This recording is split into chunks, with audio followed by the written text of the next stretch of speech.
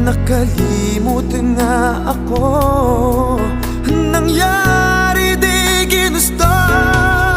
Ako pa ba'y kayang yakapin ang init ng halik sa